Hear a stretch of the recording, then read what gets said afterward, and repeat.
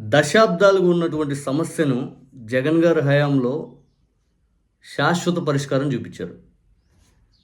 2 తెలుగు రాష్ట్రాల్లో అనాలా, లేకపోతే దేశంలో ఏ ముఖ్యమంత్రి అయినా అనాలా, ఇచ్చిన మాటని తప్పే వాళ్ళని చూసాం. లేకపోతే పట్టించుకోని ముఖ్యమంత్రులను చూసాం. టైం పాస్ చేసే ముఖ్యమంత్రులను చూసాం.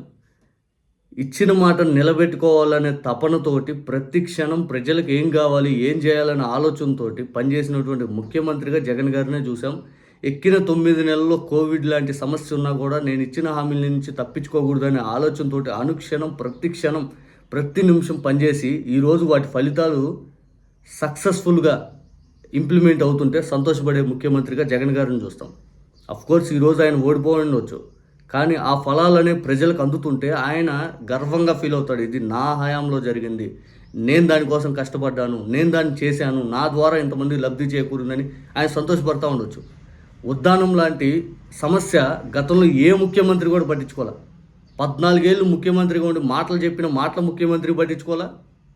సినిమా డైలాగులు చెప్పే ముఖ్యమంత్రి పని చేపిద్దామని ఆలోచన ఆయన చూడాల. సినిమాలు డైలాగులు చెప్పే ఉప ముఖ్యమంత్రి ఆయన పట్టించుకోలే. 2014-19 వాళ్ళ ప్రభుత్వమే కదా. జగన్ గారు పాదయాత్ర గుండా శ్రీకాకుళం జిల్లాలో పర్యటిస్తున్నప్పుడు ఆ ఉద్దానం ప్రాంతానికి వెళ్ళి, అమ్మా నేను అధికారంలోకి వస్తే ఈ సమస్యకు శాశ్వతమైన పరిష్కారం నేను చూపిస్తాను అని చెప్పారు.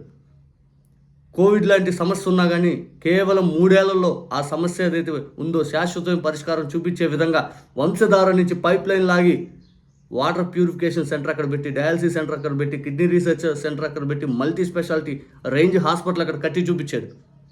ఇది మామూలు వ్యవహారం కాదు. ఉద్దానం లాంటి మారుమూల మండలం ఏదైతే ఉందో మల్టీ స్పెషాలిటీ హాస్పిటల్లో, లేకపోతే ఇటువంటి రీసెర్చ్ సెంటర్లో, లేకపోతే డయాలసిస్ ఏదైతే సెంటర్లు ఇట్లాంటివన్నీ ఎక్కడంటే మల్టీ స్పెషాలిటీ రేంజ్ హాస్పిటల్ ఎక్కడ ఉంటాయి, జనసాంద్రత ఎక్కువ ఉండే చోట ఉంటాయి. కానీ అక్కడ ఎటువంటి జనసాంద్రత తక్కువ సమస్య అక్కడ ఉన్నప్పుడు అక్కడ హాస్పిటల్ గవర్నమెంట్ అక్కడ పెట్టి ఎటువంటి లాభంగా చూసుకోకుండా అక్కడ పెట్టాడు. కొంతమంది ప్రైవేట్ వాళ్ళు అక్కడికి వెళ్ళి లాభం చేసుకునే వ్యాపారాలు చేసుకుంటారు, కానీ జగన్ గారు గవర్నమెంట్ తరపునే నించొని అక్కడ పెట్టాడు. అది ఇచ్చిన మాట కట్టుబడి ఉంటాం. అంటే చంద్రబాబు నాయుడు గారు ఉన్న మెడికల్ కాలేజ్ ప్రైవేట్ వాళ్ళకి ఎత్తే ఆలోచన చేసే వాళ్ళకి, ఉన్న వాటిని పూర్తిస్థాయి గవర్నమెంటే భరోసా ఇచ్చే వాళ్ళకి ఆ కార్యక్రమం చేసే ముఖ్యమంత్రి చాలా తేడా ఉంది. ఈరోజు ఇదే ఉద్దానం ప్రాంతంలో హేమశ్రీ అని చెప్పి ఒక మహిళకి 2 కిడ్నీలు చెడిపోతే వాళ్ళ తండ్రి మోహన్ రావు గారు ఒక కిడ్నీ దానం చేశారు. ఆ కిడ్నీ దానం చేసింది 5 గంటల శస్త్రచికిత్స శ్రమించి డాక్టర్లు ఆ శస్త్రచికిత్సను విజయవంతం చేశారు. ఆ హేమశ్రీ ఇప్పుడు బాగుంది, అంటే ఆరోగ్యపరంగా. పూర్తిగా ఈ సెంటర్ అక్కడ పెట్టడం వల్ల గవర్నమెంట్ అనేది ఏదైతే గతంలో జగన్ గారు గవర్నమెంట్ తీసుకున్న డెసిషన్ ఈరోజు అక్కడ సక్సెస్ ఇంప్లిమెంటేషన్ అయింది. భవిష్యత్తులో ఎటువంటి కిడ్నీ ఇబ్బందులు ఎవరికి ఉన్నా కానీ, ఏ ఒక్క డయాలసిస్ పరంగా ఎవరైనా ఇబ్బంది పడుతున్నా కానీ మొత్తం అక్కడికి వెళ్ళి చేయించుకోవచ్చు విత్ ఫ్రీ ఆఫ్ కాస్ట్. కానీ అక్కడ 40,000 ఓట్లతో ఓడిపోయారు. ఆశ్చర్యం కలుగుతూ ఉంటుంది. 40,000 ఓట్లతో ఓడిపోవటం, అటువంటి ప్రాంతంలోని పూర్తి స్థాయి అదే ప్రాంతంలో వ్యక్తికి మంత్రి పదవి, పలాసాకి ఆయన మంత్రి పదవి డాక్టర్ కాబట్టి డయాలసిస్ సెంటర్ని ఆయన ఇంకా ఎక్కువ కేర్తో తీసుకుంటాడు. అది ఖచ్చితంగా పూర్తి చేయగలుగుతాం, ఎక్కువ ఫోకస్ దాని మీద ఉంటుందని చెప్పి ఆయన మంత్రి పదవి ఇచ్చారు జగన్ గారు. కానీ దురదృష్టం ఏమో తెలియదు, కానీ 40,000 ఓట్లతో ఓడిపోయినా కానీ ఏదైతే ఆయన గెలిచే అంత పనిచేశాడు. ఇప్పుడున్న వాళ్ళు గెలిచిన వాళ్ళు, గతంలో ఉన్న గెలిచిన వాళ్ళు ఎవరు కూడా పనిచేయనటువంటి శాశ్వతమైన పని ఆయన జగన్ గారు చేసి చూపించాడు. ఖచ్చితంగా ఈసారి జగన్ గారు గెలుస్తారు అక్కడ. ఎందుకంటే కొన్ని అపోహలు, కొన్ని అబద్ధపు వాగ్దానాలు, మోసపూరితమైన మాటలు నమ్మారు జనాలు.